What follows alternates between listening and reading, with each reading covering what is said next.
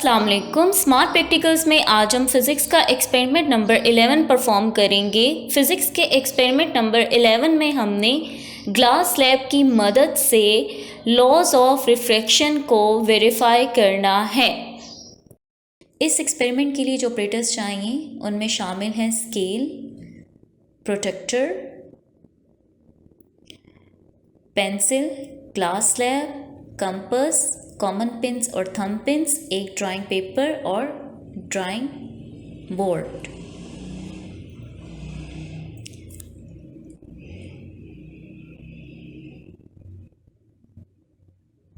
सबसे पहले हमने ड्राइंग पेपर को थंब पिंस की मदद से ड्राइंग बोर्ड पर फिक्स कर देना है ताकि पेपर अपनी जगह से ना हिले।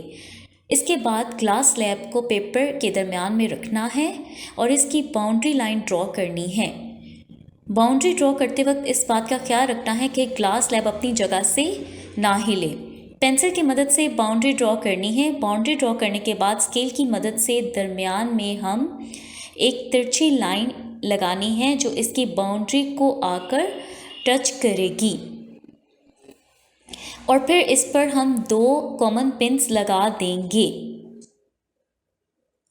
इन 2 कॉमन पिंस के दरमियान फासला कम अज़ कम 5 सेंटीमीटर होना चाहिए।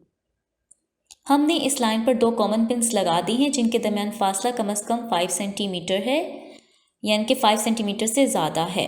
हमने 2 कॉमन पिंस लगाई हैं जिनके दरमियान फासला 5 सेंटीमीटर से ज़्यादा है। इन पिंस को हम ए का नाम देंगे और दूसरी पिन को नाम दे देते हैं बी का।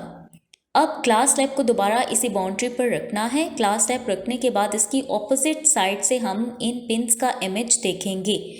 इस तरह से इमेज देखना है कि 2 पिंस ए और बी दूसरी तरफ बिल्कुल सीधी नज़र आए, यानी इनका इमेज दूसरी तरफ बिल्कुल स्ट्रेट लाइन में नज़र आए।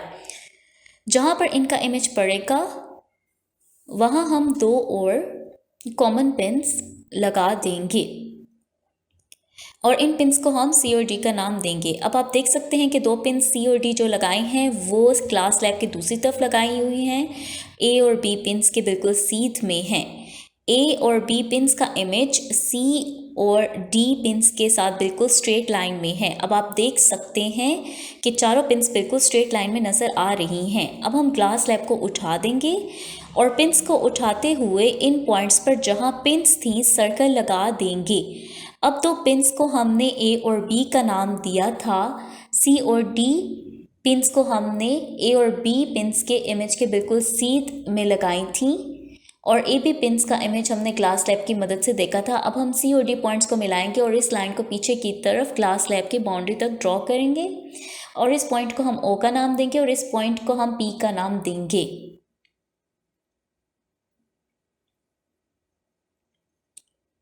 अब हम पॉइंट ओ और पॉइंट पी को आपस में ज्वाइन कर देंगे। ये इंसिडेंट रे है। जब ये एयर से ग्लास में दाखिल हुई तो इस इंसिडेंट रे ने अपना पाथ चेंज कर लिया। जिस रे ने अपना पाथ चेंज किया इसको हम रिफ्रैक्टेड रे कहेंगे।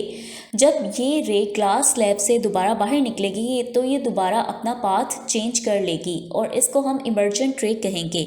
अब हम कंपास की मदद से पॉइंट ऑफ इंसिडेंट यानी ओ पॉइंट पर हम परपेंडिकुलर ड्रॉ करेंगे ताकि हम एंगल ऑफ इंसिडेंट और एंगल ऑफ रिफ्रैक्शन को मेजर कर सकें। पेंसिल और कंपास की टिप बिल्कुल आमने सामने होनी चाहिए। अब हम पॉइंट ओ पर नॉर्मल यानी 90 डिग्री का एंगल ड्रॉ करेंगे। कंपास की टिप को ओ पॉइंट पर रखना है और फिर एक आर्क लगा लेनी है। आर्क लगाने के बाद फिर पॉइंट ओ के लेफ्ट साइड पर यहाँ रखकर एक आर्क लगानी है और फिर पॉइंट ओ के राइट साइड पर इस तरह एक और आर्क लगानी है। फिर इस पर रखकर एक आर्क लगानी है और इस लेफ्ट साइड वाले आर्क के इस पॉइंट इंटरसेक्शन पर रखकर एक आर्क लगानी है। जब ये दोनों आर्क जिस पॉइंट पर मिलेंगे इस पॉइंट को हमने ओ के साथ मिला देना है तो ये हमारी नॉर्मल लाइन हो जाएगी। ये नॉर्मल यानी परपेंडिकुलर है और ये इंसिडेंट रे है और नॉर्मल लाइन और इंसिडेंट रे के दरमियान जो एंगल बनता है इसे एंगल ऑफ इंसिडेंट कहते हैं। और ये रिफ्लेक्टेड रे है और ये नॉर्मल लाइन है, इसके दरमियान जो एंगल बनेगा इसको हम एंगल ऑफ रिफ्रैक्शन कहेंगे। और रिफ्रैक्शन कहते हैं इसी को कि जब एक लाइट रे एक मीडियम से दूसरे मीडियम में गई तो इससे अपना पाथ चेंज कर लिया। अब प्रोटेक्टर की मदद से हम एंगल ऑफ इंसिडेंट और एंगल ऑफ रिफ्लेक्शन को मालूम करेंगे। इस कंपास के पॉइंट ऑफ इंटरसेक्शन को ओ पॉइंट पर रखना है और प्रोटेक्टर का 90 डिग्री ग्लास स्लैब की बाउंड्री के साथ अटैच होना चाहिए। ये नॉर्मल लाइन थी और ये इंसिडेंट रे थी। इन दोनों के दरमियान एंगल को प्रोटेक्टर की मदद से मेजर किया तो वो 35 डिग्री आया। इसको हम एंगल ऑफ इंसिडेंट कहेंगे। ये रिफ्लेक्टेड रे है और ये नॉर्मल लाइन है, इन दोनों के दरमियान एंगल को हम एंगल ऑफ रिफ्रैक्शन कहेंगे। एंगल ऑफ रिफ्रैक्शन को मेजर करेंगे प्रोटेक्टर के पॉइंट ऑफ इंटरसेक्शन को ओ पर रख कर और प्रोटेक्टर की बेस लाइन को नॉर्मल लाइन पर रख कर एंगल ऑफ रिफ्रैक्शन 23 डिग्री आया।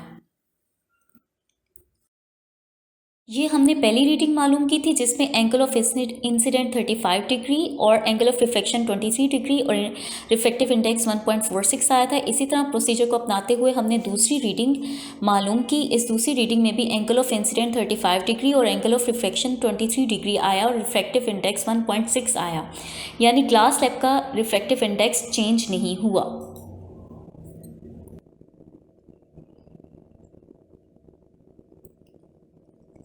एंगल ऑफ इंसिडेंस हमारे पास 35 डिग्री आया था और एंगल ऑफ रिफ्रैक्शन हमारे पास 23 डिग्री आया। जब हम एंगल ऑफ इंसिडेंस का साइन लेंगे तो हमारे पास 0.573 आएगा और एंगल ऑफ रिफ्रैक्शन का साइन 0.390 आया। साइन एंगल ऑफ इंसिडेंट और साइन एंगल ऑफ रिफ्रैक्शन को जब हम डिवाइड करेंगे तो 1.46 आए, इसको हम रिफ्रैक्टिव इंडेक्स कहते हैं। इसी तरह दूसरी रीडिंग में भी हमारा रिफ्रैक्टिव इंडेक्स सेम आया था, यानी 1.46।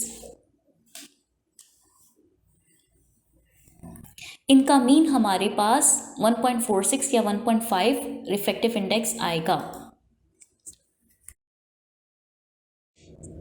हमारे पास लॉज ऑफ रिफ्रैक्शन दो हैं। पहला ये है कि इंसिडेंट रे, रिफ्लेक्टेड रे और नॉर्मल तीनों एक ही प्लेन में होने चाहिए। आप देख रहे हैं ये तीनों एक ही XY प्लेन में हैं। और दूसरा ये है कि ratio of sine of angle of incidence and sine of angle of refraction यानी n हमेशा हमारे पास कांस्टेंट होगा सेम ग्लास स्लैब के लिए। हमने जो दो रीडिंग्स थी इनमें कांस्टेंट n यानी 1.46 आया था और इसी तरह रिजल्ट में हमारे दोनों ये लॉज वेरीफाई हो गए।